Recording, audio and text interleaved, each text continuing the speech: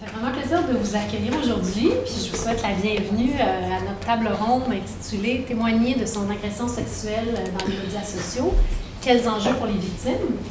C'est une table ronde qui est organisée par ComSanté pour le pôle communication et santé de l'Institut Santé Société. C'est moi qui vais avoir le plaisir d'animer la rencontre aujourd'hui. Alors, je commence par me présenter. Je suis Sylvie Louise Desrochers, je suis la coordonnatrice de ComSanté.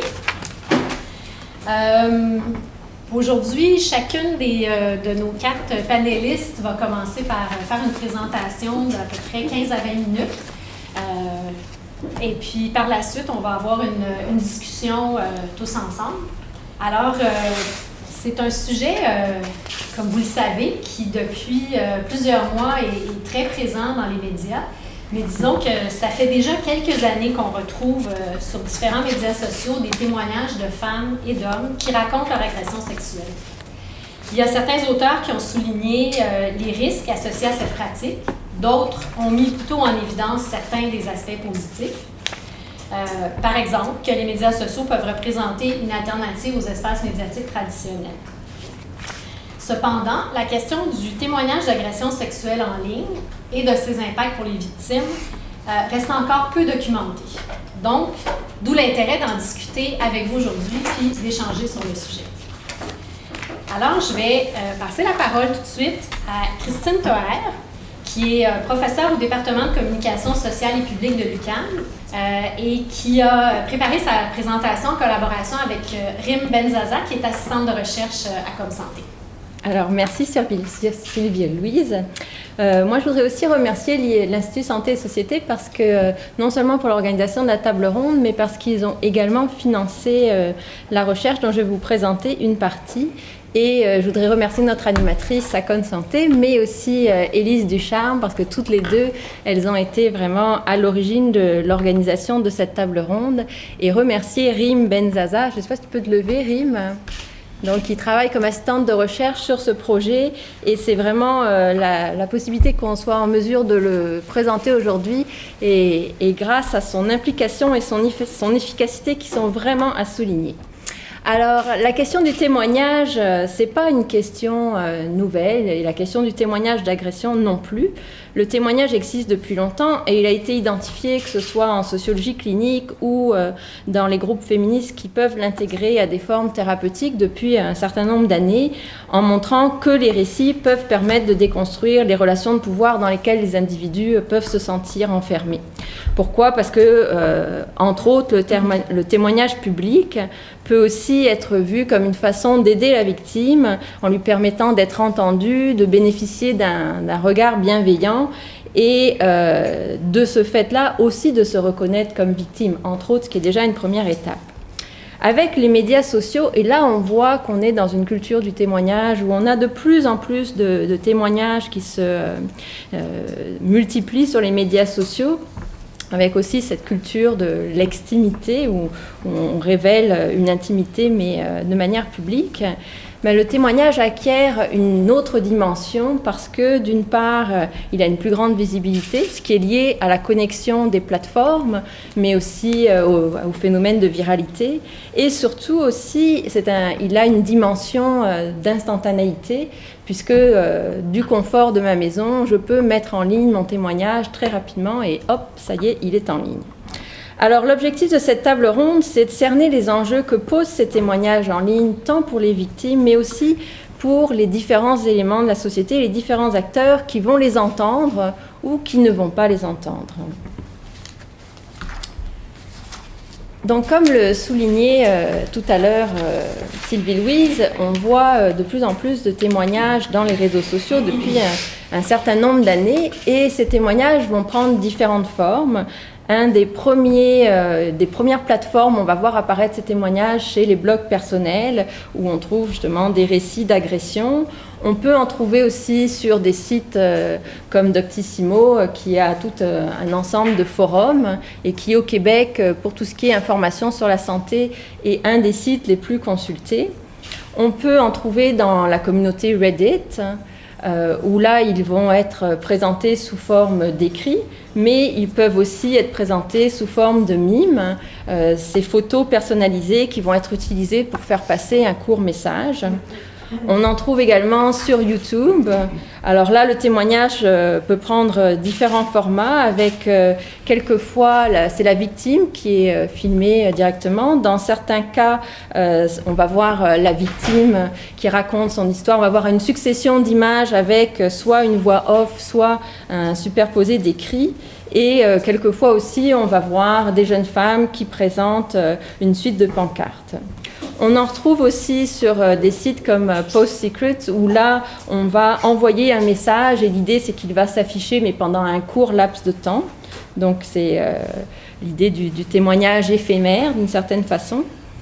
Les organismes et les équipes qui s'intéressent, qui viennent en aide aux victimes, par exemple l'équipe des femmes de Je suis indestructible, lancée en septembre 2013 sur la plateforme Tumblr, et qui font suite en fait, qui s'inspirent du projet américain de Grace Brown Unbreakable, elles aussi vont offrir aux victimes de pouvoir présenter leurs témoignages, alors soit sous forme vidéo, soit en présentant différentes pancartes ou à travers des œuvres créatives, donc toutes sortes de formes de création et de présentation de l'image.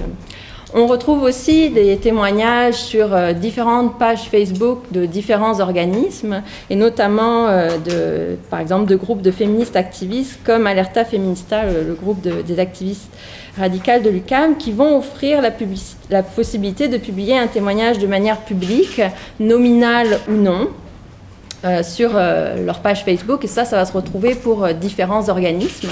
On retrouve aussi des témoignages dans les pages Facebook personnelles des victimes qui vont les faire apparaître soit dans les sections posts de statut ou dans les sections notes. Donc ça, on en retrouve un certain nombre. Et puis arrive l'affaire de Yang Gomishi. Et là, suite à je ne vais pas la reprendre parce que elle a été très médiatisée, je suis sûre que vous en avez entendu parler, et suite à des allégations d'agression sexuelle, certains s'étonnent que les victimes ne viennent pas témoigner. Alors, Antonia Zerbizias et Sue Montgomery, deux journalistes, vont décider le 30 octobre 2014 de créer le hashtag, le mot-clip Been Raped, Never Reported. Et déjà, en 24 heures, il y a 4 millions de messages incluant ce mot-clic qui vont être diffusés. Le 5 novembre 2014, là, à ce moment-là, est créé le mot-clé, une version française, en fait, agression non dénoncée par la Fédération des femmes du Québec, qui s'allie aux fondatrices du blog Je suis indestructible, et dès le 5 novembre, 4000 tweets.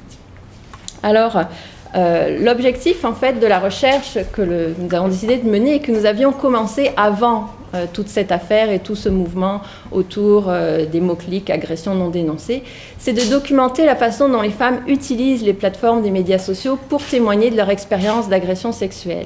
Mais étant donné l'actualité, ici, dans le cadre de la présentation, je vais focaliser sur l'analyse de contenu qu'on a réalisée sur Twitter avec le mot-clé agression non dénoncée. Mais c'est sûr que la deuxième étape, et sans doute la plus importante du projet, c'est de voir les conséquences de cette démarche pour les femmes et vraiment de comprendre dans quelle mesure ce témoignage qu'elles font en ligne va ou non participer à leur processus de reconstruction par rapport à l'agression. Alors, comment on a procédé ? Bon, on a fait une ethnographie en ligne pour essayer de documenter ce mouvement et de documenter tout ce qu'on trouve sur les différentes plateformes du Web 2.0. Et on a fait une analyse de contenu mixte d'un corpus en sélectionnant des tweets qui ont été publiés entre le 5 novembre et le 10 novembre. On a sélectionné des tweets qui étaient émis par des femmes qui témoignaient d'une agression, que ce soit la leur ou celle, par exemple, d'un proche, d'un enfant, d'une amie. Mais principalement, on le voit très clairement, c'est surtout la leur, qui intégrait le mot-clic agression non dénoncée. Et c'est sûr que si on regarde le nombre de tweets qui ont été publiés pendant cette période, il est bien plus important que ce qu'on aura au total dans le corpus, mais c'est parce qu'il y avait des tas d'encouragements de différentes personnes, de personnalités publiques. Les organismes d'aide aux victimes se mettent aussi à publier. Donc, les témoignages en tant que tels ne sont pas...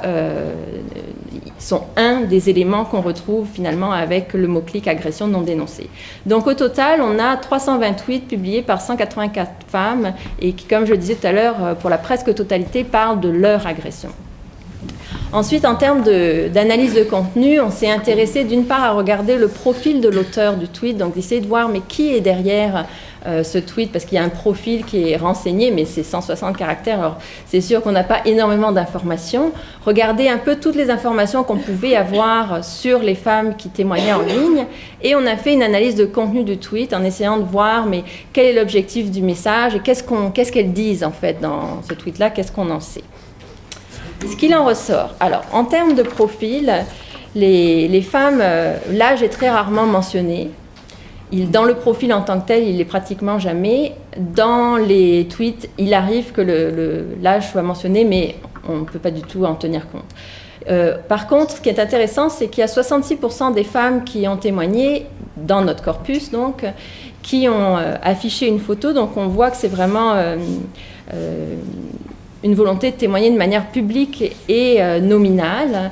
Et si on regarde les photos, mais là, c'est évidemment pas de manière très claire, mais on a l'impression que c'est des femmes qui sont pas si jeunes que ça et qui ont souvent plus de 35 ans et plus.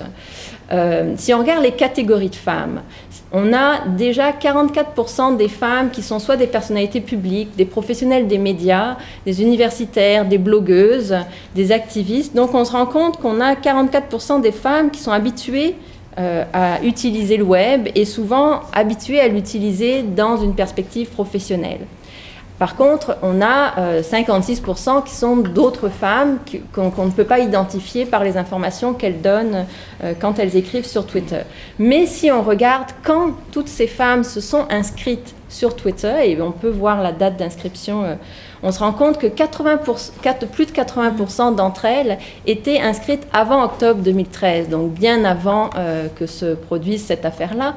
Donc elles ne se sont pas inscrites pour l'affaire en tant que telle. Et comme on sait qu'au Québec, on a 12% des Québécois qui utilisent Twitter, on peut imaginer que finalement, c'est peut-être pas toutes les tranches de la population qui ont publié à l'occasion de ce mouvement-là. Si on regarde les caractéristiques du témoignage, pour la plupart des femmes, une grande majorité, elles vont publier un seul tweet. Et une minorité vont faire des liens vers d'autres plateformes qui sont toutes les plateformes que j'ai mentionnées tout à l'heure, soit des blogs personnels, Tumblr, notamment Je suis indestructible, des pages personnelles, où là, elles vont raconter le reste du récit. Parce que, bon, même s'il y en a quelques-unes qui vont utiliser plusieurs tweets pour essayer de raconter leur récit, la plupart ne mettent qu'un seul message et donc n'ont que 140 caractères pour s'exprimer. En termes d'âge de l'agression, donc si on regarde les caractéristiques des agressions qu'elles rapportent, 45% des femmes déclarent une agression qui s'est déroulée pendant l'enfance. Et si on a 60% des femmes qui déclarent une agression, 40% déclarent des agressions multiples et pour certaines, des agressions qui se sont déroulées sur plusieurs années. Donc ça, ce n'est pas des éléments très très nouveaux par rapport à ce qu'on trouve dans la littérature. Ça reflète assez bien les statistiques qu'on a et ce qu'on peut trouver dans les analyses qui ont été faites par rapport à cette question des agressions au Québec. Même chose pour les agresseurs qui sont mentionnés. Alors déjà, à souligner qu'il y a une seule, sur l'ensemble des tweets qu'on a regardés, il y en a une seule qui dénonçait une personne en particulier, donc qui mentionnait le nom de l'agresseur. Donc on voit bien que ce n'est pas l'objectif de la démarche, de dénoncer une personne en particulier. Et les types d'agresseurs sont ceux qu'on retrouve dans la littérature, donc très peu d'inconnus, surtout des personnes de l'entourage que connaît la victime. Mais le plus intéressant, je pense, au niveau de la recherche, c'est de regarder les objectifs des messages qui sont proposés. Et on a identifié 4 objectifs, soit expliquer la non-dénonciation de l'agression, et là, c'est en réponse, en fait, à la question qui a été posée, pourquoi les femmes ne vont pas dénoncer ? Pour certaines, c'est témoigner de l'expérience de l'agression. Donc là, on ne fait pas du tout référence à l'affaire. On fait juste expliquer pourquoi. Témoigner de dénonciations qui ont été réussies et raconter l'expérience de ce mouvement, l'expérience du témoignage ou l'expérience du mouvement dans sa globalité. Alors les 2 premiers objectifs sont ceux qui dominent. mais les autres sont présents, mais dans une moindre mesure, et je vais les passer en détail.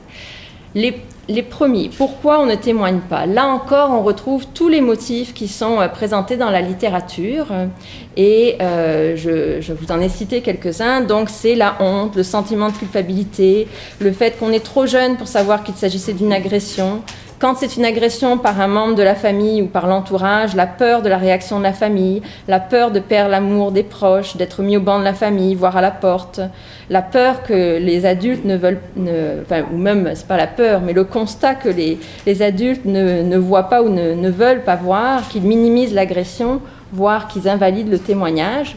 Quand on est dans un rapport d'autorité avec l'agresseur, que ce soit un enseignant, soignant, supérieur hiérarchique, la peur de ne pas être cru, d'être pénalisé, les pressions professionnelles à se taire, que l'affaire soit étouffée par les personnes consultées, la peur de la médiatisation, et ça s'explique d'autant plus qu'on a un échantillon où on voit qu'il y a une proportion de femmes publiques qui est quand même assez important, mais ça peut être aussi la peur de la médiatisation parce que l'agresseur lui-même est une personnalité publique.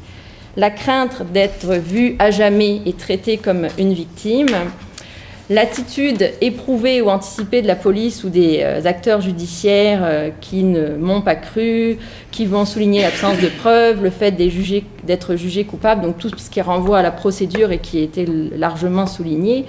Les difficultés à dénoncer un viol qui est survenu sous l'effet de l'alcool ou sous l'effet de la drogue du viol, et notamment pour ces femmes qui, pour certaines, témoignent d'agressions qui ont eu lieu il y a certaines années où c'était encore moins pris en compte et connu qu'on pouvait utiliser la drogue du viol. Et enfin, la difficulté à dénoncer un être aimé, un partenaire. Et donc là, il va y avoir toute une zone grise que mentionne un certain nombre de participantes à partir de quand c'est une agression, si ça se passe dans le cadre du couple ou si ça se passe avec un ex-partenaire. Donc ça, c'est un des premiers motifs. La deuxième chose, c'est on va utiliser l'espace Twitter pour être entendu et témoigner de l'expérience de l'agression.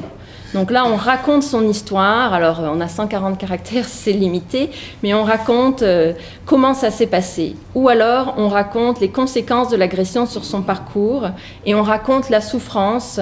On dit, en fait, la souffrance profonde avec laquelle elles ont continué à vivre, ces cicatrices plus profondes que la peau que laisse finalement l'agression. Elles peuvent aussi témoigner pour encourager la dénonciation. Là, ça va être le cas de femmes qui disent « j'ai témoigné, ça a été difficile, mais ça a pu fonctionner, je ne le regrette pas ». Et c'est beaucoup pour inciter les femmes à le faire. Donc là, dans les agressions qui ont été dénoncées, 32 femmes avaient dénoncé sur notre corpus leur agresseur. Et sur 6 de ces 32 dénonciations, elles rapportent un jugement et donc une réussite. Donc même si elles incitent à le faire, ça n'a pas toujours été couronné de succès.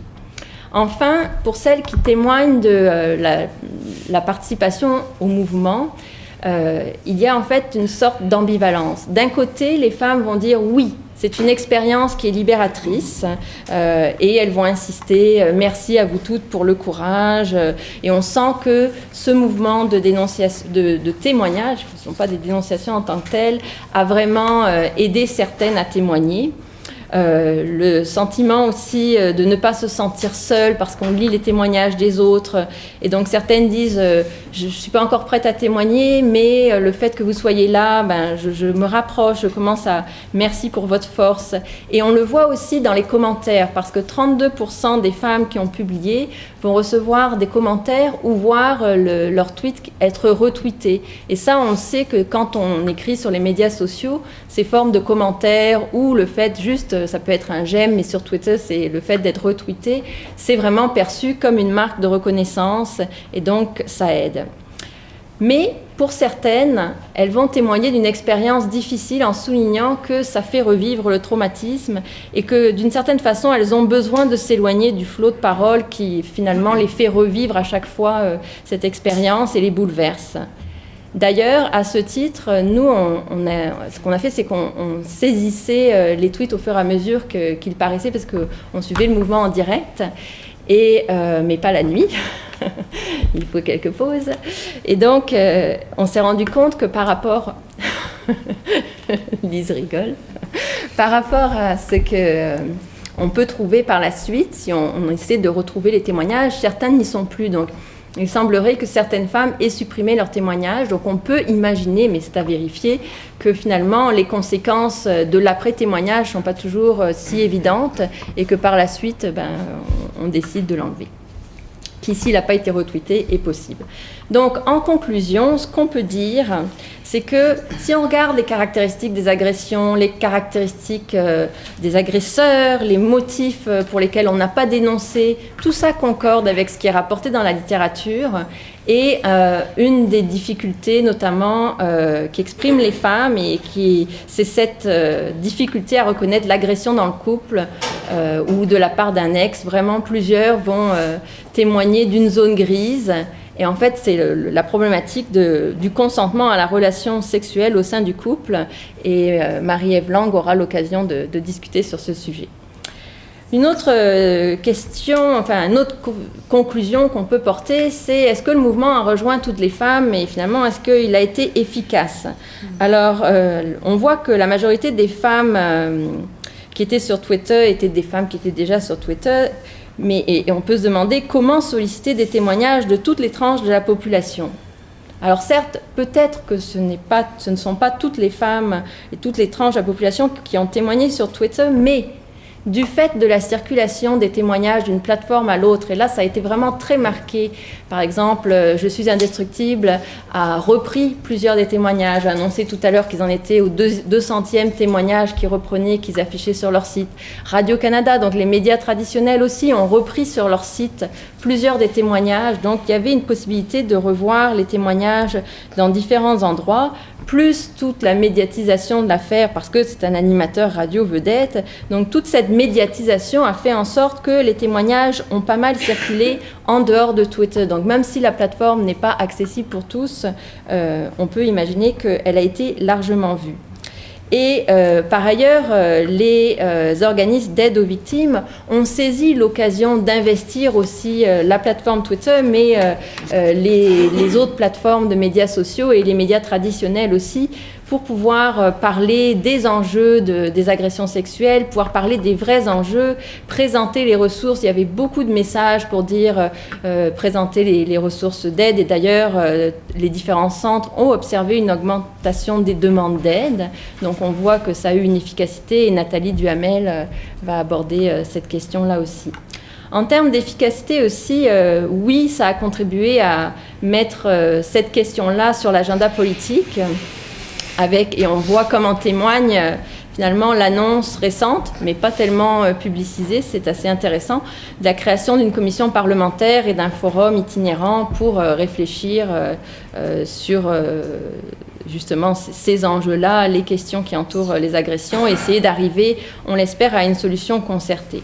Enfin, un dernier questionnement que tout cela pose, c'est l'encadrement pour les victimes qui témoignent sur les réseaux sociaux, parce que j'ai échangé avec un certain nombre d'intervenants dans différents organismes d'aide, et ce qu'ils m'expliquaient, c'est que souvent le témoignage, il arrive en bout de ligne d'une démarche. Les femmes sont venues chercher de l'aide ou ont fait une thérapie, et en bout de ligne, elles décident de témoigner, alors soit dans une école, soit elles voudraient pouvoir témoigner dans les médias, mais elles ont déjà fait tout un travail. Alors qu'on le voit sur Twitter pour certaines, et notamment dans les autres plateformes du web social, on voit que là, on a des personnes où on sent que c'est la première démarche. Alors, qu'est-ce qui se passe quand la première démarche se fait sur les médias sociaux ? Est-ce qu'il va y avoir par la suite une recherche d'aide ? Est-ce que, notamment sur Facebook, il y a un encadrement si on témoigne sur sa page personnelle ? Est-ce qu'il peut y avoir un encadrement si jamais on reçoit parce que le témoignage peut être favorable si on reçoit un regard bienveillant et qu'on est reconnu comme victime, mais si ce n'est pas le cas, est-ce que ça ne peut pas être dommageable pour la personne ? Donc, toute cette question de l'encadrement du témoignage est particulièrement problématique, et Maria Nengue va nous en parler quand elle parlera du projet qu'ils ont mis en place autour du témoignage de personnes vivant avec le VIH. Voilà, merci beaucoup. Maintenant, on va passer à la présentation de Mme Nathalie Duhamel, qui est la coordonnatrice du regroupement québécois des centres d'aide et de lutte contre les agressions à caractère sexuel, les CALAC. Alors, le regroupement québécois des Calax existe depuis 1979. Nous avons 27 membres des Calax autonomes qui sont répartis dans 16 régions au Québec.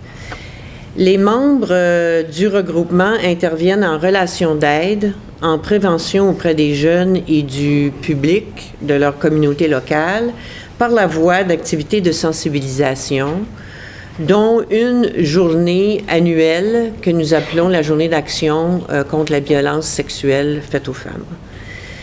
Les Calax font des interventions publiques dans les médias et sont également préoccupés par l'intersectionnalité des discriminations, c'est-à-dire la conjugaison de discriminations diverses qui viennent accentuer le risque au niveau des agressions sexuelles.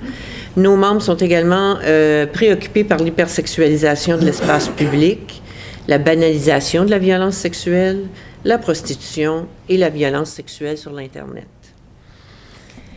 Je voudrais, au départ, peut-être faire le lien avec ce que Christine vient de dire. Les dévoilements ont pris beaucoup de monde par surprise, mais au-delà du dévoilement, il faut qu'il y ait un service qui soit donné à la victime. Et oui, c'est vrai que pour plusieurs personnes qui ont dévoilé sur Twitter et tout ça, c'était la première fois qu'elles le faisaient. Et donc, il y a lieu vraiment de se demander où est le service après coup, puisque c'est un début de démarche. Alors, je voudrais vous dire que les Calax sont une mesure de prévention en violence sexuelle et qu'on agit également comme alternative au système, à la réponse judiciaire. Parce que dans le fond, ce qu'on a vu, ce qui s'est passé au niveau des dévoilements sur Twitter, c'est en fait la parole de victimes qui n'ont pas fait confiance à ce que le gouvernement et les institutions leur disent de faire, c'est-à-dire porter plainte, autant au niveau d'une institution qu'au niveau de la justice. Alors, elles ont pris la parole, mais ce qui a manqué, dans le fond, ce qui manque, c'est de savoir où aller demander de l'aide pour pouvoir continuer la démarche par la suite.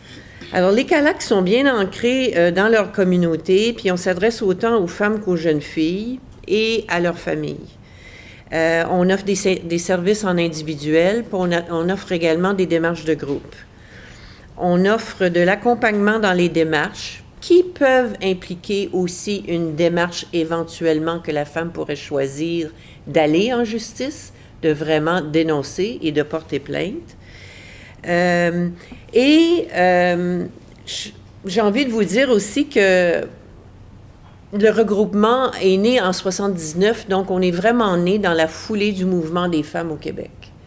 Donc, ça fait quand même 35 ans.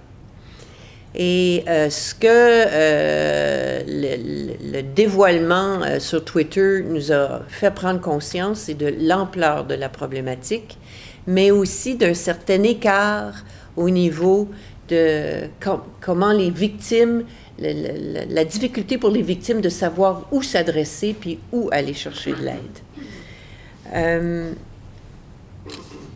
Évidemment, les Calax ont une approche en intervention féministe, reprise du pouvoir pour les femmes, et évidemment, on interprète la violence sexuelle comme ayant à sa source une répartition inégale du pouvoir entre les hommes et les femmes. Au niveau du traitement médiatique, quand j'ai rencontré Christine pour la première fois, je me suis plaint que les agressions sexuelles, c'était toujours traité comme des faits divers, puis que quand c'était traité, on nous amenait toujours sur le chemin du processus judiciaire. Il n'y avait jamais d'article plus de fond sur la globalité de la problématique. 90% des couvertures portent sur des faits divers, en fait, puis sont souvent axées sur les procédures judiciaires.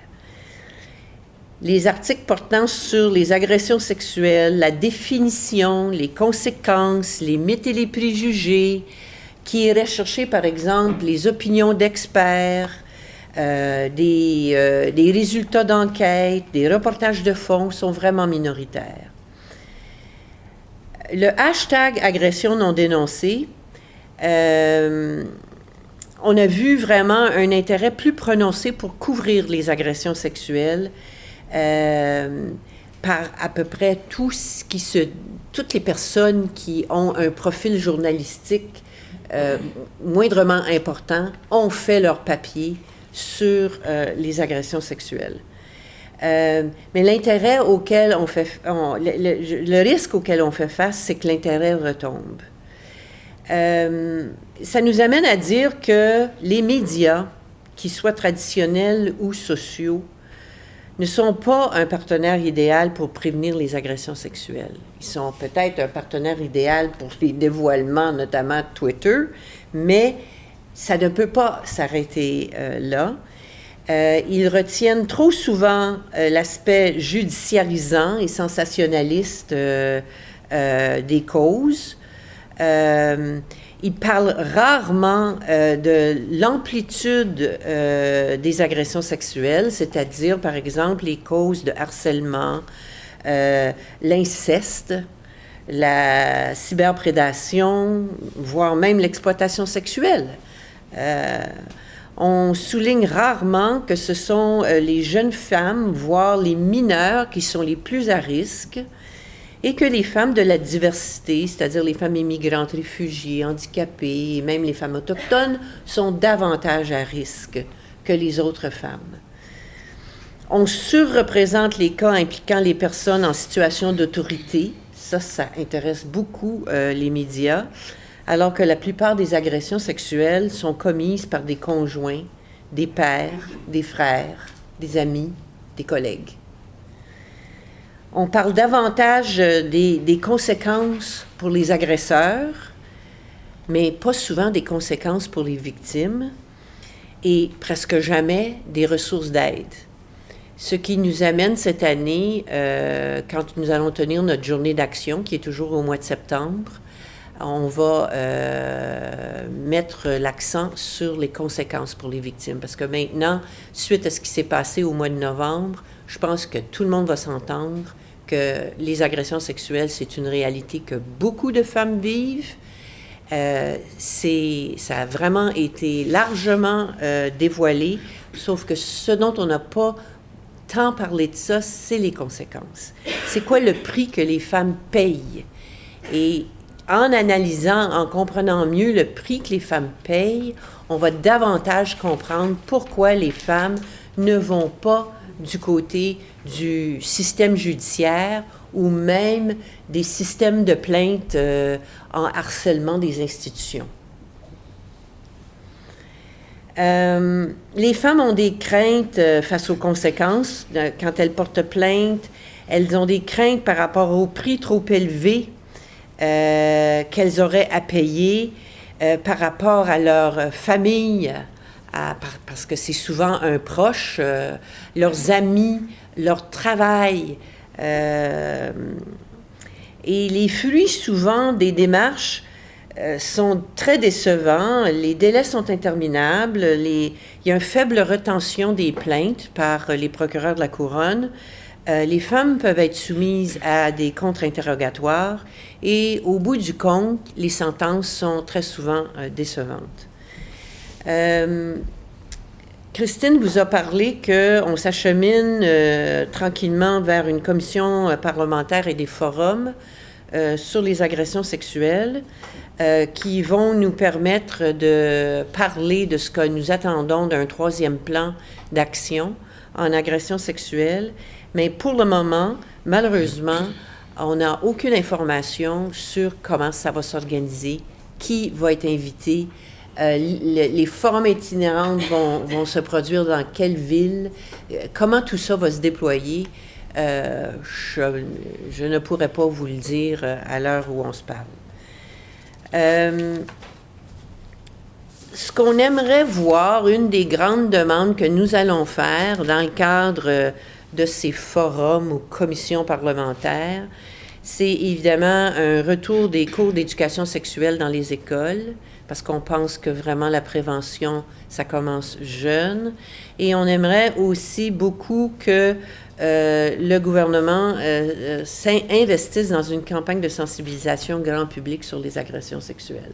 On en voit sur les facultés affaiblies au volant, on en voit sur le tabagisme, on en a vu il y a quelques années, sur la violence conjugale, mais ça manque au niveau des agressions sexuelles, surtout dans un contexte où il y a une banalisation puis une hypersexualisation de l'espace public. On pense qu'une telle campagne s'impose, puis on pense que ça doit vraiment s'attaquer pour changer les comportements, changer les mentalités, lutter contre les mythes et les préjugés et parler des conséquences de la violence sexuelle envers les femmes. Il faut également responsabiliser les hommes et lutter contre l'exploitation sexuelle. C'est bien dommage, mais un organisme sans but lucratif, un ONG, n'a pas la colonne vertébrale suffisante pour mener à terme des campagnes de sensibilisation grand public. On n'a pas les ressources, ni humaines, ni financières, pour faire ça. C'est vraiment une responsabilité publique d'un gouvernement qui prendrait au sérieux son rôle d'éduquer le public et de prévenir les agressions sexuelles. On pourrait imaginer une campagne qui impliquerait des hommes, des gens qui ont des profils publics que la population pourrait reconnaître et utiliser autant les médias sociaux que la télévision et le matériel imprimé. Je voudrais parler un petit peu de nos enjeux. Oui, le hashtag a été intéressant, mais nous, ce qu'on s'est rendu compte dans notre réseau, parce qu'on est quand même présent dans 16 régions au Québec, c'est que ça n'a pas touché vraiment toutes les femmes et ça s'est pas nécessairement... Nous, on l'a vécu en campagne nationale, en phénomène national, mais ça ne se traduit pas nécessairement dans les régions. Il y a certains médias régionaux qui ont pris jusqu'à 2-3 semaines avant de couvrir ce qui avait déjà été couvert par des médias nationaux. Alors, il y a un écart, là, et peut-être que ça nous demanderait d'ajuster notre façon de travailler. Nos membres ont reçu les communiqués de presse, les ont repris, mais malheureusement, il n'y a pas toujours un intérêt, et je pense que c'est peut-être les limites aussi du nombre de personnes qui suivent les médias sociaux. Il y en a une partie, peut-être plus jeune qu'âgée, puis peut-être plus urbaine qu'en région. Ça pose tout ça, la question de notre propre déploiement sur Facebook et Twitter, de la part d'un regroupement national de CALAX. Je pense qu'on a à améliorer notre performance, Facebook et Twitter, notamment pour mieux rejoindre les jeunes. Ça nous demande aussi d'apprendre à mieux nous positionner comme CALAX, de mieux vendre notre message que nous sommes une alternative au système judiciaire, qu'une femme n'a pas besoin de vouloir porter plainte pour s'adresser à un CALAX, qu'elle peut y recevoir des services autres que la réponse judiciarisante que le gouvernement et les institutions mettent devant elle. On offre un choix, et je pense qu'il faut mieux le dire, et que nous sommes là aussi au-delà du témoignage.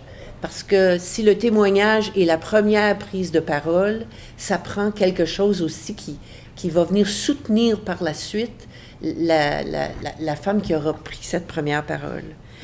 On a besoin aussi d'apprendre à mieux rejoindre les jeunes qui semblent être attirés par ce recours au témoignage dans les médias sociaux, mais qui connaissent mal les ressources qui ont été mises sur pied il y a 30-35 ans par le mouvement des femmes au Québec.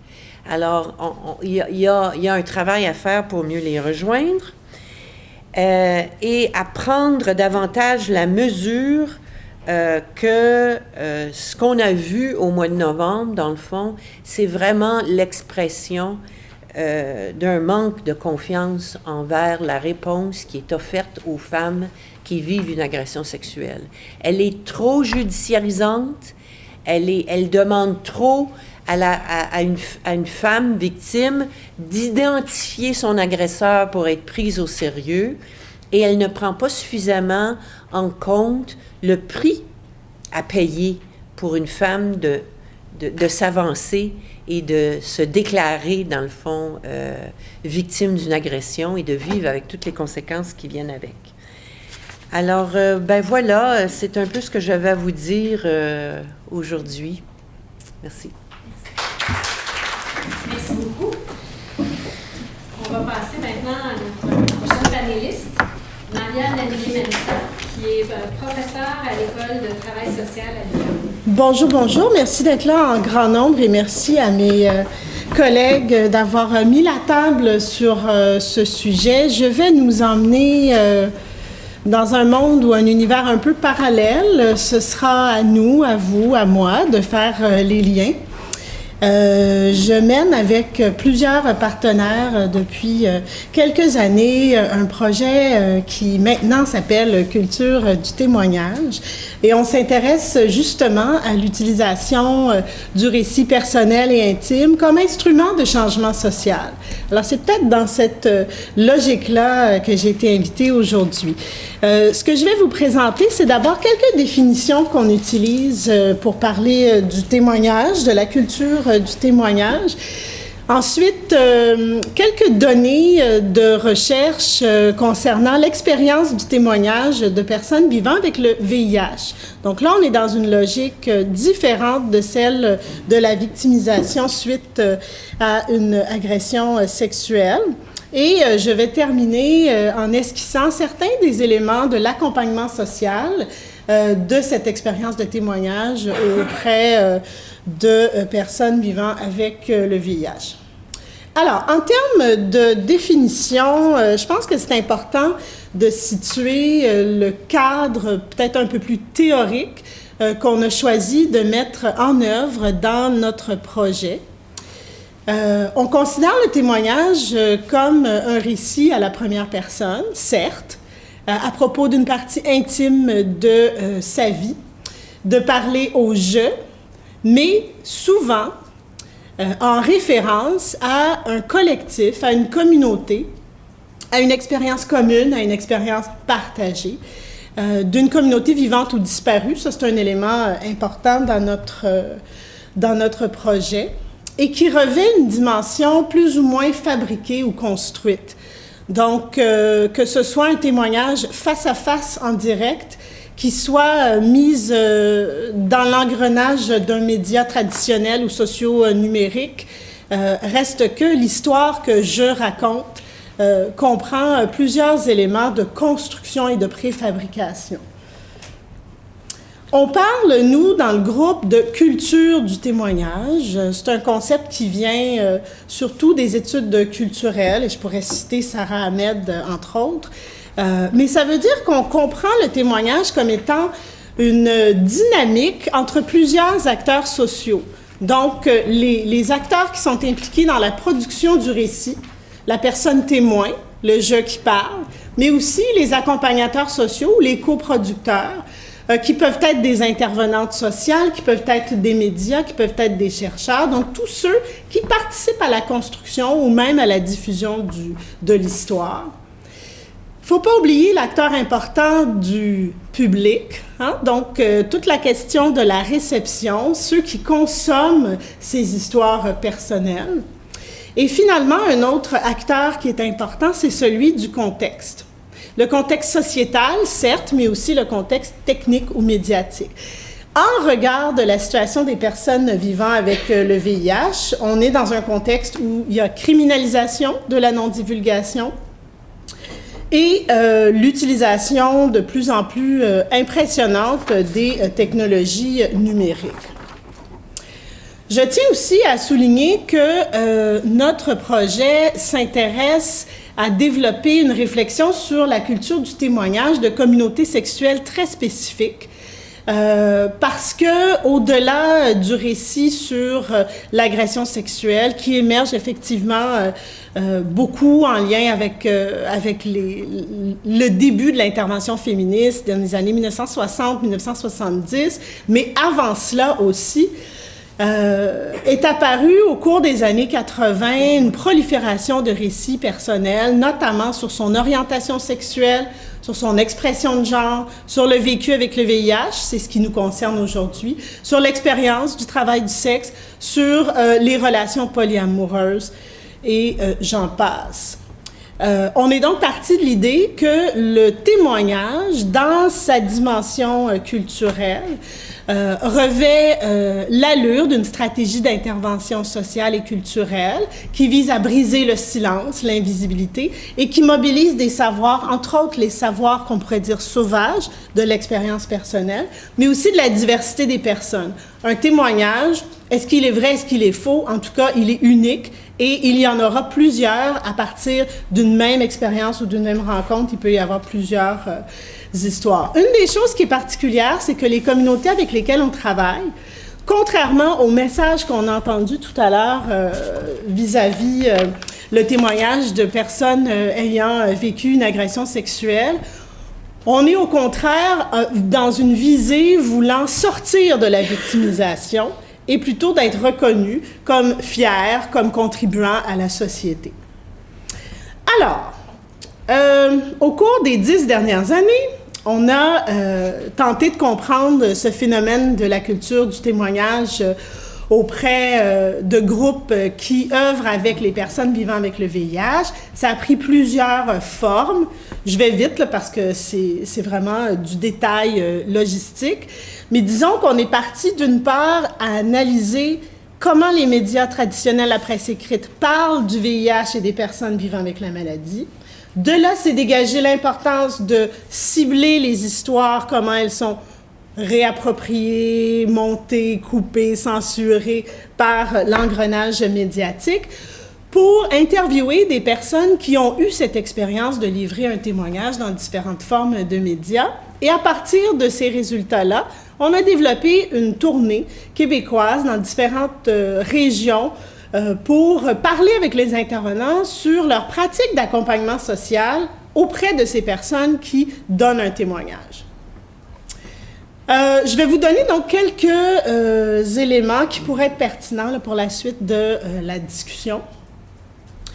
On pense ici à 20 personnes vivant avec le VIH qui ont en moyenne 42 ans et qui vivent avec le VIH depuis plus de 10 ans.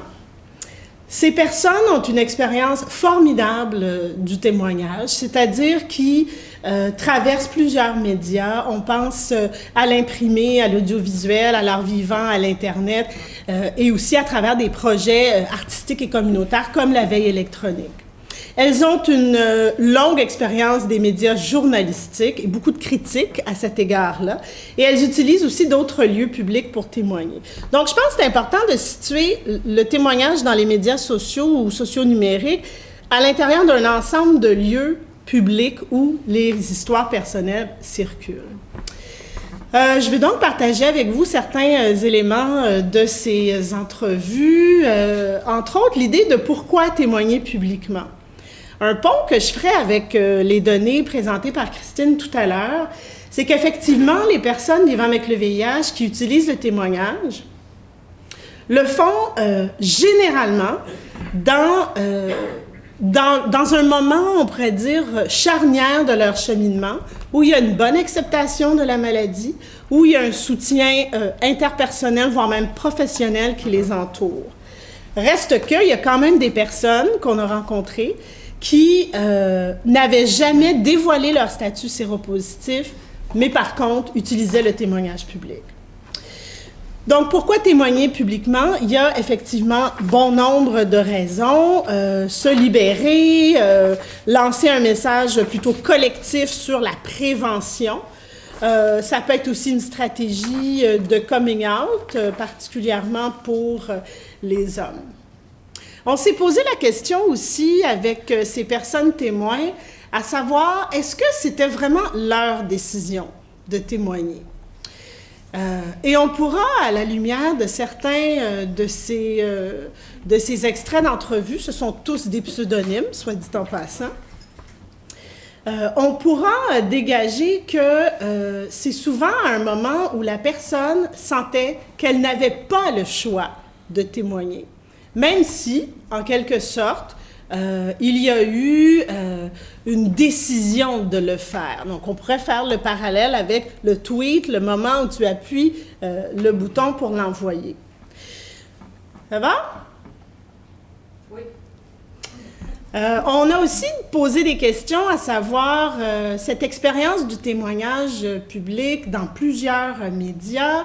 À quel moment elle se situe en lien avec différents éléments de la vie de la personne, notamment face au diagnostic. Et c'est peut-être en regard de la question du diagnostic qu'on voit que le témoignage occupe une place importante à un niveau assez avancé du cheminement. Et par rapport au dévoilement, c'est ce que je soulevais tout à l'heure, l'idée d'utiliser le témoignage public pour pouvoir parler de son expérience et de sa maladie, sans toutefois nécessairement en avoir parlé à ses proches. J'ai ici 3 diapos avec des grands tableaux avec beaucoup de mots. Je les présente parce qu'ils résument un inventaire exhaustif de ce que les personnes rencontrées ont identifié comme étant des risques et des avantages, donc des aspects négatifs et des aspects positifs, de livrer un témoignage public, dans un média, mais aussi dans d'autres contextes. On peut constater qu'au plan personnel, ça va de risques physiques, à être stressé, avoir la bouche sèche, à l'idée de pouvoir s'exprimer, de dire la vérité sur soi. Au plan interpersonnel, je pense que je vais relever certaines des choses que Christine a soulevées déjà. Se faire reconnaître, juger, rejeter, qu'il y ait un bris de confidentialité sont des risques importants. Au niveau des avantages, renseigner les autres, changer les mentalités, avoir la reconnaissance de ses proches. Au plan collectif, la question de l'anonymat est centrale. Donc, c'est intéressant de voir que dans plusieurs cas d'agression dénoncée, les personnes ont utilisé un vrai nom avec un vrai compte Twitter. Donc, on pourra voir si, au plan collectif, il y a des recoupements à faire. Donc, perte d'anonymat, augmenter la sérophobie, qui est cette peur irrationnelle du VIH chez des personnes qui vivent avec l'infection.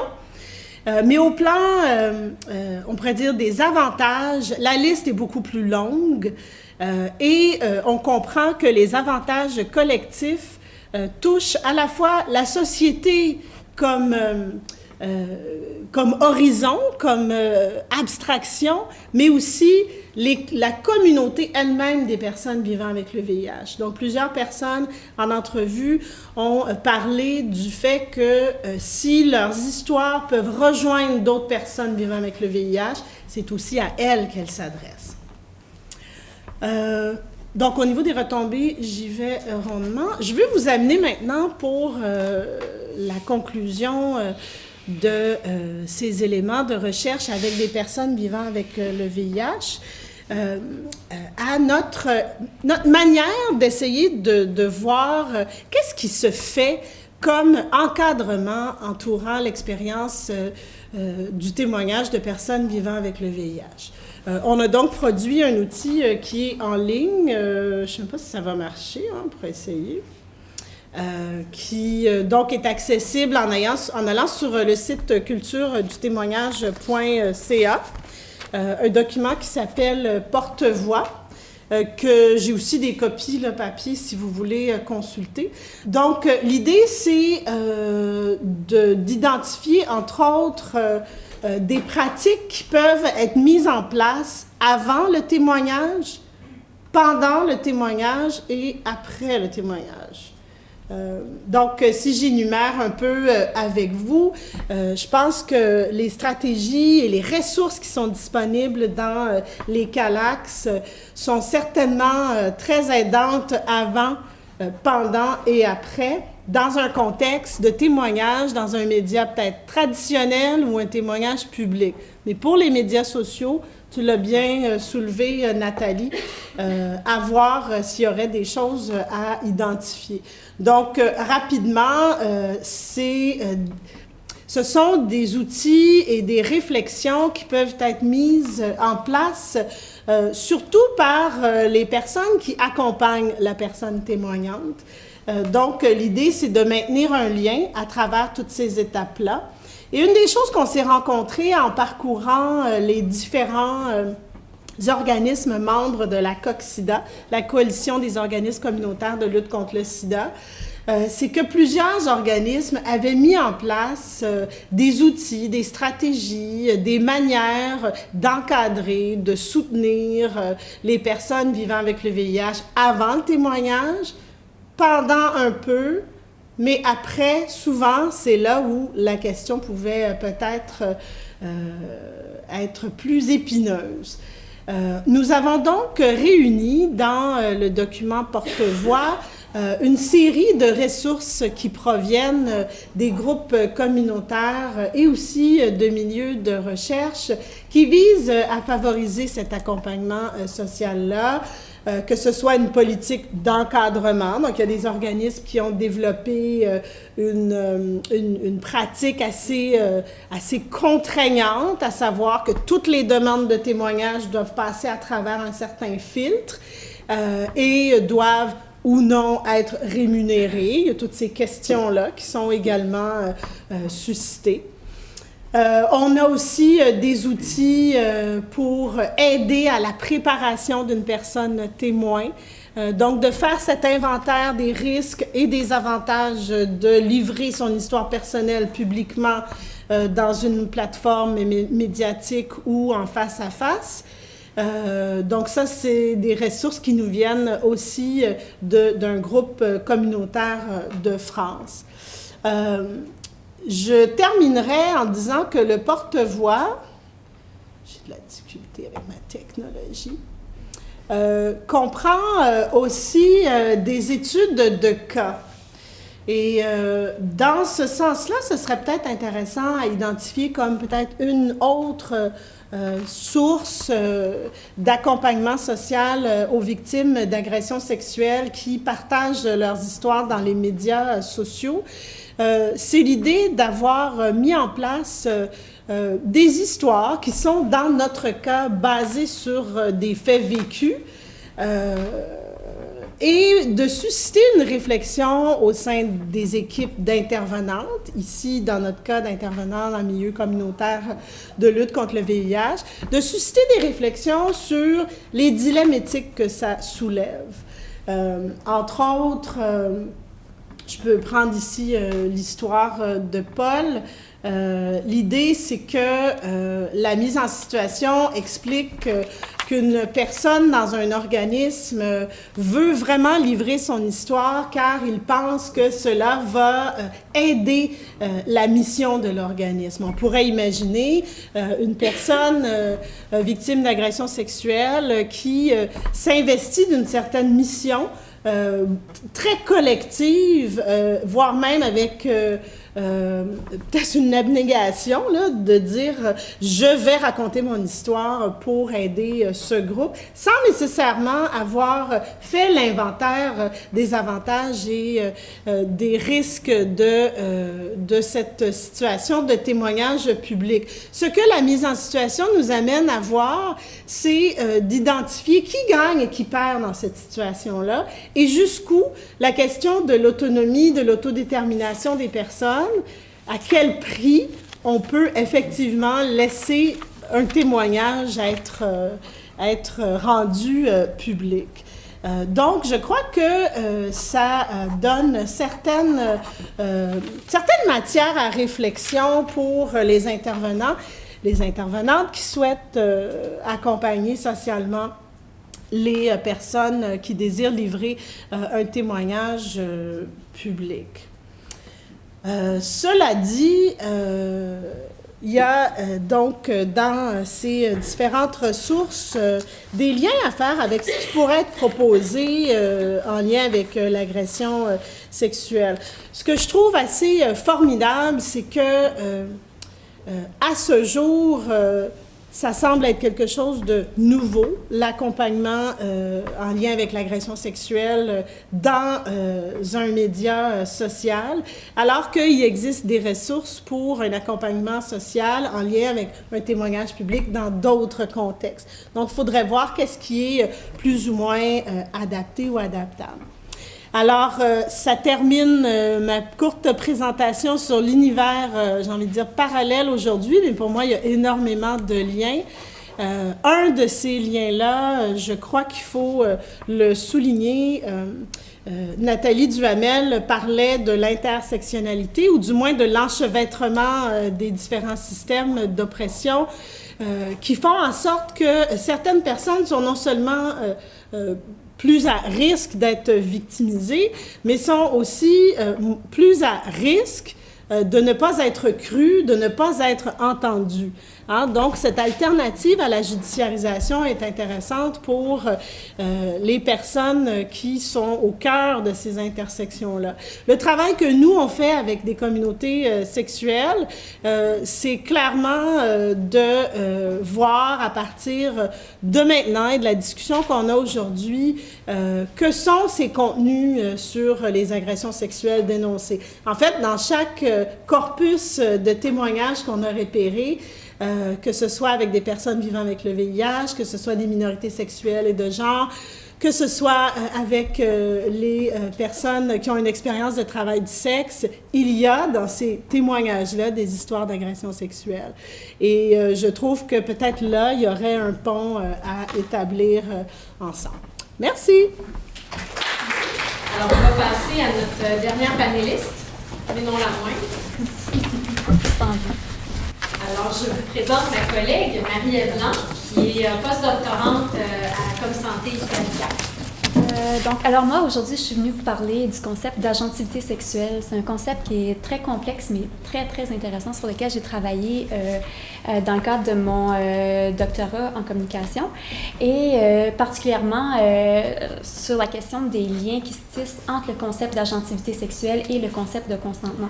Donc, c'est surtout ça dont je vais parler aujourd'hui, en vous parlant aussi des résultats que j'ai obtenus dans ma recherche doctorale. Donc, qu'est-ce que c'est que l'agentivité? Avant même de parler d'agentivité sexuelle, il faudrait peut-être savoir ce que ça veut dire agentivité.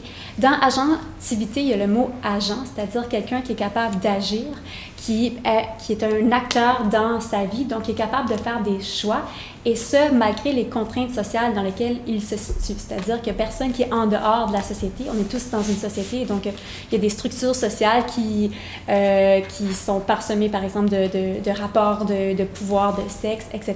Donc, comment on deal, entre guillemets, avec ces contraintes-là, comment on fait des choix à l'intérieur de ces contraintes-là, c'est à peu près ça, l'agentivité. Et lorsqu'on parle d'agentivité sexuelle, c'est qu'on prend ce concept-là et qu'on l'applique à la sexualité. Et à quoi ça ressemble à ce moment-là?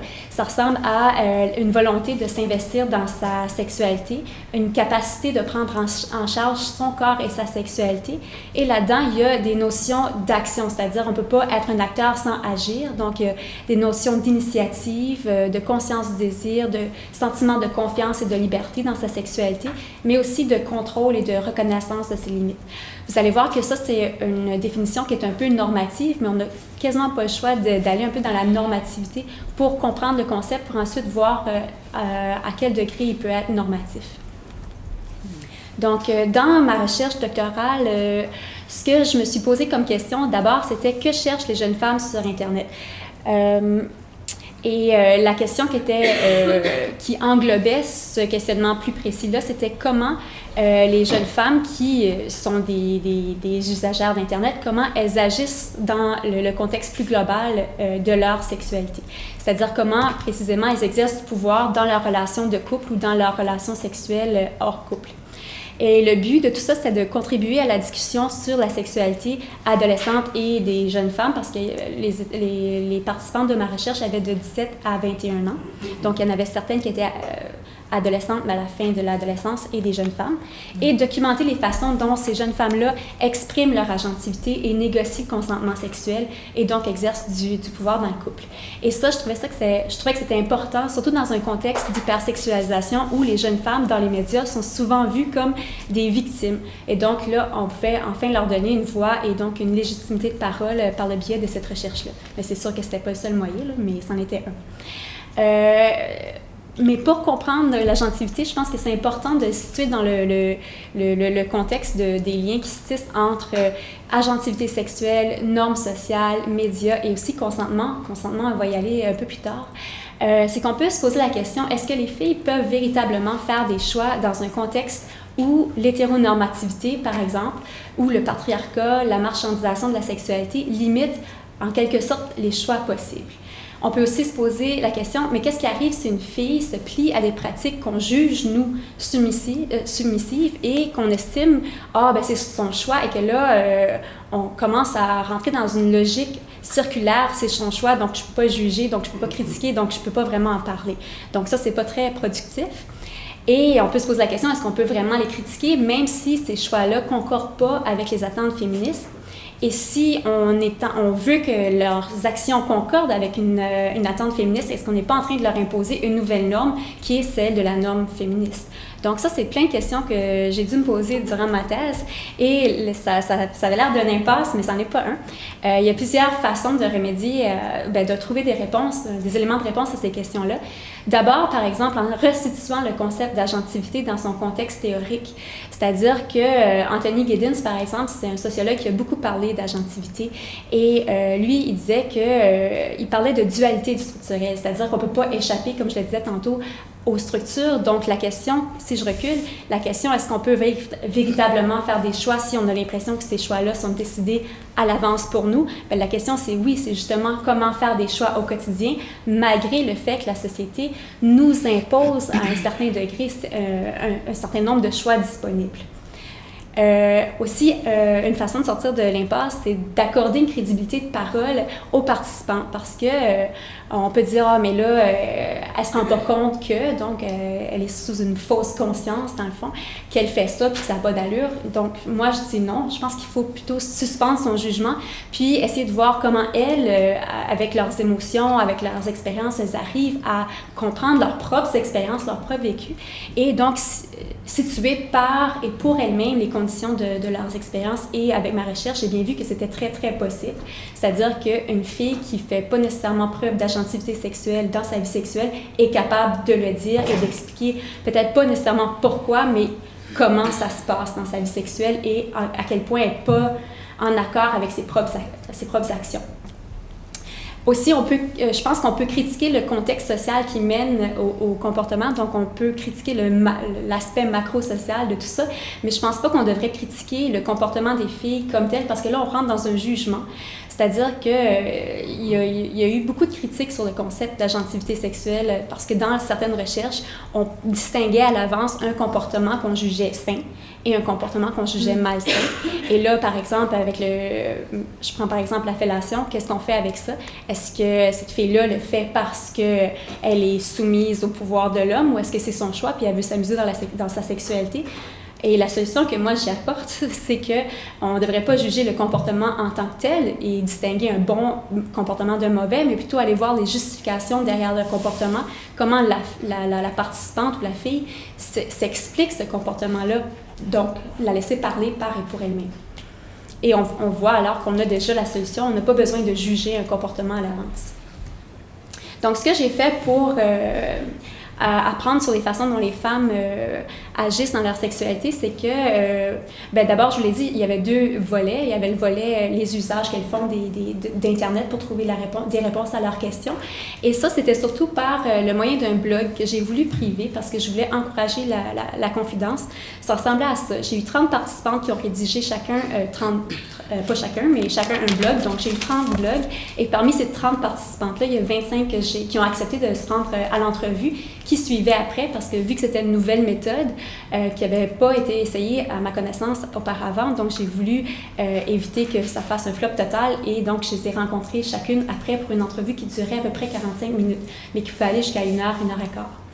Donc, le site était protégé par mot de passe pour éviter qu'elles se sentent gênées de dire certaines choses.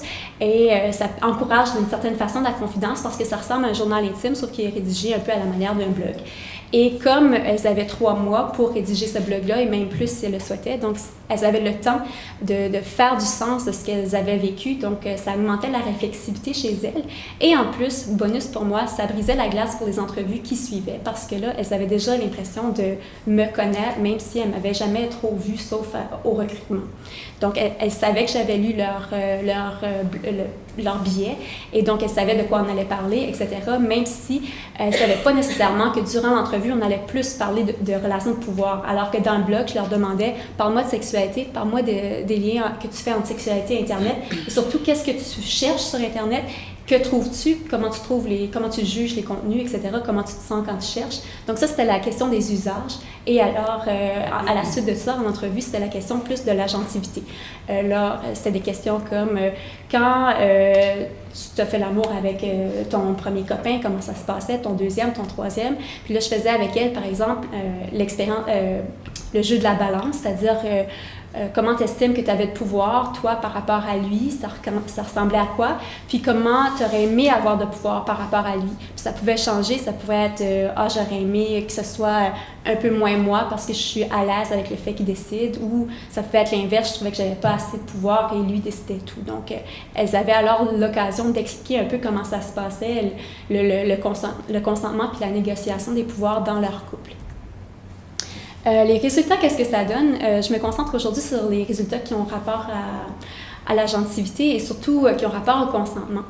D'abord, ça n'a pas lié encore avec le consentement, mais on a pu observer que les jeunes filles aimaient la sexualité, trouvaient que c'était quelque chose d'important dans leur vie et elles voulaient que la sexualité soit vécue, et c'est leur mot, d'une façon saine, égalitaire et plaisante. Et malgré tout ça, malgré leur désir d'avoir une relation, des relations plutôt égalitaires, c'était pas toujours, elles y arrivaient pas toujours. Quand c'était dans un couple où l'autre partenaire, que ce soit un gars ou une fille, était à l'écoute, c'était vraiment une belle relation, mettons, une belle relation d'écoute, de compréhension, quelqu'un qui est avec l'autre pour l'autre, il n'y avait pas beaucoup de difficultés. C'est-à-dire que souvent les filles dans ces relations-là se disaient « Ah, moi, quand je veux faire l'amour, je dis à mon chum, il n'y a pas de problème, puis si je veux pas, il n'y a pas de problème non plus, tout va bien. » Sauf que le petit détail qui manquait souvent dans le récit de leurs expériences, c'était à propos de l'initiation de la sexualité. C'est-à-dire que même si, parmi celles qui avaient une relation très égalitaire, elles initiaient beaucoup moins la sexualité que leur chum parce qu'elles avaient l'impression que c'était du domaine du gars d'initier la sexualité, alors qu'elles, leur devoir, c'était de consentir ou non aux relations sexuelles. Alors, ça donnait quelque chose comme ça. Je peux demander, par exemple, à Maëlie, quand tu avais envie de faire l'amour, le disais-tu à ton chum? Puis elle disait non. Est-ce qu'il y a une raison pour laquelle tu ne le lui disais pas? Puis là, elle disait, peut-être oui, j'étais moins ouverte à en parler avec lui justement à cause de la gêne. Et là, maintenant, Maëlie répond, on est comme sur la même longueur d'onde là-dessus, alors, haussement d'épaule, ça arrive quand ça arrive. Alors, même si maintenant c'est mieux qu'avant, il reste que ça arrive quand ça arrive, ça veut dire que c'est pas elle qui contrôle vraiment quand ça arrive. Donc, c'est pas elle qui initie les relations. Donc ça, c'était un petit point à travailler, mettons, dans le récit de mes participants. Mais un point positif, c'était que le discours qu'on leur a appris à l'école, parce que quand elles étaient jeunes, il y avait encore des cours de formation personnelle et sociale, donc des cours d'éducation sexuelle à l'école. Et on leur disait souvent « non, c'est non », quand c'est non, ça finit là. Et ça a été vraiment bien intégré chez la majorité des participants. Donc, il y en a 3 ici qui disent, par exemple, Alexandra dit « si ça me tente pas, ça me tente pas, c'est correct pour lui aussi, il peut rien me forcer à faire et je peux pas le forcer non plus ». Maud qui dit « mettons que mon chum me demandait de faire une position et que je voudrais pas, c'est sûr que je lui ferais savoir et que ce serait non négociable ». Et Gabrielle dit « si je te dis non, ça va être non et c'est mieux d'être non parce que sinon ça va brasser ». Donc ça, c'était assez clair. Sauf que ce pouvoir-là, égalitaire, était un peu plus difficile à atteindre pour certaines, surtout quand elles n'avaient pas justement un partenaire aussi compréhensif, comme on en a parlé au début. C'est-à-dire que pour les 3 participantes que je viens de vous citer, c'était un peu plus facile. Disons, le contexte était un peu plus facile pour justement dire non. Alors que si elles étaient avec un partenaire qui était un peu plus macho, manipulateur ou insistant, alors là, ça se gâtait un peu. Et surtout si elles mettaient ce partenaire-là sur un piédestal, c'est-à-dire si elles désiraient lui plaire. Et là, je vous cite Alicia, j'ai une longue citation d'Alicia parce que c'est vraiment sur cette citation-là que je vais travailler pour la suite des choses. J'ai 3 slides, là, ça sera pas si long que ça, vous allez voir. Donc Alicia, vous allez voir comment ça se passe pour elle. Elle a dit, ce gars-là, je veux pas qu'il vienne chez nous, mais il réussit à m'amadouer et rendu là, il veut pas s'en aller. Finalement, il me dit qu'il veut dormir chez moi, mais qu'il veut pas qu'il se passe rien. Donc, je lui dis « OK », mais on sait très bien que c'est faux. Toutes les filles sont tellement naïves, moi la première, de dire « Ah, ben tu peux dormir chez moi ». Mais c'est sûr qu'un gars dans un lit avec une fille qui l'attire, il dormira pas de son côté. Un gars comme lui, particulièrement, je veux dire, vraiment égocentrique et vraiment masculin à fond. Et là, un peu plus tard, elle dit « C'est sûr qu'il m'attirait ». Donc, Alicia désirait quand même ce gars-là, mais elle disait « C'est sûr que que quand tu ne veux vraiment pas quelque chose, une personne va vraiment s'affirmer. Mais moi, je suis un peu naïve et je manque de colonne vertébrale. Je mets pas mes culottes et je lui dis pas « OK, je veux vraiment que tu t'en ailles là ». Donc, je n'ai pas fait ça et je suis un peu influençable. Mais de son côté, il est vraiment manipulateur aussi, donc c'est vraiment ça qui est arrivé. C'est comme si je lui disais « Ça ne me tente pas vraiment que tu dormes chez moi, mais on dirait que je sais pas comment mettre dehors, alors dors chez moi. Ça me tente aussi de faire l'amour, mais je pensais pas le faire, donc ça vient me surprendre. » Et enfin, je lui ai demandé, quand tu dis que ça te surprend, est-ce que tu as l'impression d'avoir plus de difficulté à faire comprendre ton consentement ou ton absence de consentement? Et elle va répondre, oui, parce que tu n'as comme pas de raison dans le fond. Il est là, il est dans ton lit et ça fait plusieurs semaines que tu es toute seule et ton physique, ça te tente, mais on dirait que tu n'as pas pensé à ça avant. Alors moi, je manquais juste d'argument. Je pouvais juste pas dire, ben ça me tente pas. Et il m'aurait probablement dit, ben pourquoi je dors ici d'abord? Pourquoi tu me laisses rentrer chez vous si ça te tente pas? Donc, c'est un peu le type de situation complexe dans lequel elle est prise, puis elle essaie de faire du sens de ça. Et moi aussi, je voulais faire du sens de ça. Donc, j'ai essayé de démystifier un peu le concept de consentement, puis je suis allée voir qu'est-ce que les autres auteurs disent à propos du consentement. Ce qu'on trouve dans la littérature, c'est que le critère habituel pour distinguer ce qui est un viol de ce qui n'est pas un viol, c'est le critère de wantedness, c'est-à-dire « when you didn't want to ». Mais par contre, ce n'est pas nécessairement toutes les relations sexuelles non voulues qui sont coercitives. Donc, par exemple, on pourrait imaginer un couple dont les 2 partenaires sont fatigués, mais dont l'un des partenaires doit partir le lendemain à l'étranger pour le travail. Et donc, la femme, elle ne voudrait pas nécessairement avoir des relations sexuelles là, mais elle sait que, bon, il s'en va, puis ça va être la dernière occasion avant qu'il revienne dans un mois, je ne sais pas trop quoi. Donc, elle ne veut pas de relations, mais elle consent aux relations. Donc, est-ce que c'est un viol? Donc, on voit ici que le critère « when you didn't want to » il est inadéquat parce qu'il est insuffisant d'une part, mais aussi parce qu'il est dichotomisant, c'est-à-dire oui, non, ça finit là, et aussi qu'il est unidimensionnel. Alors, il y a deux auteurs qui sont Peterson et Mullenhard en 2007 qui ont démystifié un peu les implications des différentes définition du consentement. Et ce que ça montre, le tableau que j'ai mis là, c'est dans le fond 3 modèles de définition de consentement.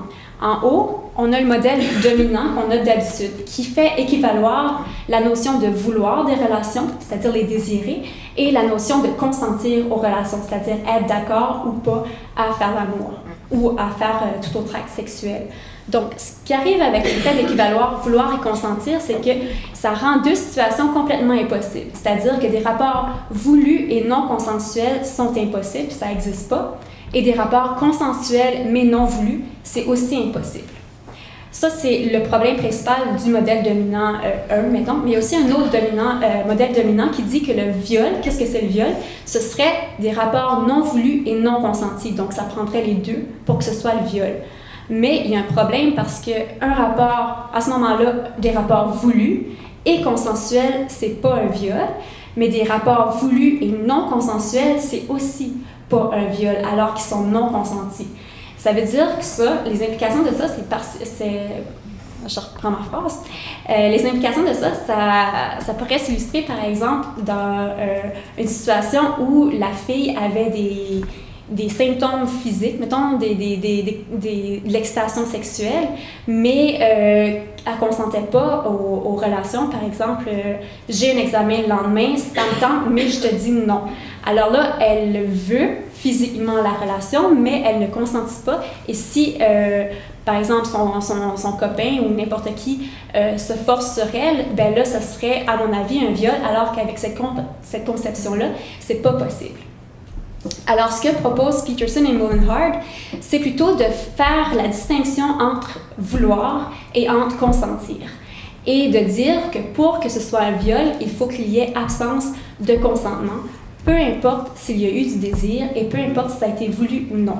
Donc, ce que ça fait, c'est que si on est dans un processus judiciaire pour savoir est-ce que c'est un viol ou non, on n'a pas affaire à savoir si la fille a été aguichante, si la fille est flirty, si la fille avait des symptômes... pas des symptômes, je sais pas comment dire ça, mais si elle avait, je sais pas si elle était lubrifiée ou si elle a aimé ça, ça n'a aucun rapport. Qu'elle ait aimé ça ou pas, si elle n'a pas consenti, c'est problématique, ça serait un viol. Donc déjà là, ça simplifie un peu la chose, mais c'est sûr qu'il reste des zones grises malgré tout ça. Parce que déjà, le fait de vouloir, ça peut se présenter de différentes façons. On peut vouloir pour différentes raisons, qui sont peut-être... qui se passent peut-être en même temps, mais qui sont opposées. Et on peut consentir de différentes façons ces façons-là peuvent aussi entrer en contradiction. On peut aussi regretter un consentement qu'on a déjà donné, mais ça ne veut pas dire qu'il y avait absence de consentement. Justement, après qu'il y a eu le hashtag, tout ça, il y a une journaliste pas une journaliste, mais peut-être une blogueuse qui racontait une expérience désagréable qu'elle avait vécue. Elle avait été dans un parc avec 2 hommes, puis elle avait accepté de faire l'amour avec ces 2 hommes-là sur le banc du parc. Et lorsque ça a été terminé, les 2 hommes ont sacré leur camp, puis ils l'ont laissée toute seule à chercher ses sous-vêtements dans l'herbe, puis pas de taxi, pas rien, organise-toi. Donc c'était très, très désagréable. Elle ne s'attendait pas à ce que ça se passe comme ça après, mais après ça, elle s'est posé la question, est-ce que c'était un viol? Et elle dit non, absolument pas, c'était pas un viol parce que j'ai consenti, j'étais d'accord au moment de le faire, c'est juste que j'ai trouvé désagréable ce qui s'est passé après et j'étais pas d'accord avec les conséquences. Donc, le fait de regretter le consentement, ça ne veut pas dire qu'il n'y a nécessairement pas eu de consentement. Il faut se poser cette question-là. Et il faut aussi se poser la question de l'ambivalence, parce que les recherches montrent que les filles, en particulier, sont très ambivalentes lorsque vient le temps de consentir ou non aux relations sexuelles. Et c'était le cas, par exemple, avec Alicia, que je vous ai montré tout à l'heure. Alicia est très ambivalente. Et ce que Mullenhard et Peterson disent, c'est qu'on devrait reconnaître le droit aux femmes d'être ambivalentes parce que c'est pas vrai que tu vas toujours savoir en tout temps et en tout lieu exactement ce que tu veux dans la vie, et particulièrement dans ta vie sexuelle. Donc, tu aurais le droit d'être pas certaine. Parce que justement, s'il y a plusieurs façons de vouloir, plusieurs façons de consentir, on peut consentir, par exemple, avec son comportement, on peut consentir verbalement, on peut vouloir physiquement, on peut ne pas vouloir pour des raisons pratiques, pour des raisons contraceptives ou je sais trop. Donc, il y a plusieurs choses qui entrent en ligne de compte et c'est très complexe et c'est normal d'être un peu mélangé, surtout lorsqu'on est devant une situation à laquelle on ne s'attendait pas au départ. Donc, il faudrait reconnaître le droit aux jeunes femmes d'être ambivalentes et c'est pas parce que tu es ambivalente que tu n'es nécessairement pas agente dans ta vie sexuelle. Donc, si on définit la gentilité par le fait de toujours savoir ce que tu veux dans la vie, pas nécessairement que la barre est trop haute, mais je pense que c'est inadéquat avec la réalité. Donc, il y a un processus de questionnement qui se passe et il faut le reconnaître. Donc, mais déjà en distinguant le concept de vouloir et de consentement, on permet cette ambivalence-là et on commence à annihiler le raisonnement selon lequel she wanted it ou she liked it ou she had fun serait une justification pour le viol. Et enfin, parce que je sais que j'ai pris un peu de temps, au Canada, il y a quelques années, le principe sur lequel on se basait pour savoir si légalement, parce que là déjà, il y a le consentement, mais il y a aussi le consentement légal à partir de 16 ans, etc. Légalement, on se basait sur le principe de « no is no ». Puis, éventuellement, on s'est dit « non, ce serait peut-être pas le principe le plus juste. Il faudrait peut-être utiliser plutôt le principe « only yes means yes ». C'est-à-dire que pour qu'il y ait eu consentement, il faudrait que l'homme ait demandé à toutes les étapes d'une relation sexuelle et toutes les parties qui pourraient s'annexer à ça, de demander le consentement verbal de sa partenaire pour s'assurer qu'il a obtenu ce consentement-là et qu'il était certain qu'elle consentait aux relations. Sauf que ce modèle-là est très problématique, d'abord parce qu'il est basé sur des principes de prévention du risque. Donc, on traite la sexualité comme si le viol était un danger constant pour les filles. Et en plus, au travers de tout ça, on réitère des normes de genre, c'est-à-dire que c'est la job du gars d'initier les relations et c'est la job de la fille de consentir. Et en plus, en faisant ça, vu qu'on only yes means yes et qu'il faut toujours s'assurer que la fille dit oui, ben on déplace insidieusement la responsabilité du viol sur le dos des filles et on examine beaucoup plus ce que la fille a fait que ce que le gars a fait. Donc, si la fille n'est pas une victime idéale, elle devient en quelque sorte responsable de sa victimisation et c'est très problématique. Donc, à ce problème-là, je n'ai pas vraiment de réponse. Mais c'est juste pour vous montrer à quel point c'est très complexe la notion de consentement et que ça a des implications directes avec la notion d'agentivité parce que pour être agente, on doit agir dans un contexte qu'on n'a pas prévu d'avance, qui est très complexe, qui est un peu dicté par les normes sociales, social roles, tout ça, les scripts sociaux, c'est ce que je cherchais, les scripts sociaux qui sont apportés par les médias, par les films, tout ça, qui disent que c'est le gars qu'il faut qu'il initie, que c'est la fille qu'il faut qu'il soit la gatekeeper de la sexualité. Et donc, voilà, ça fait un peu le tour.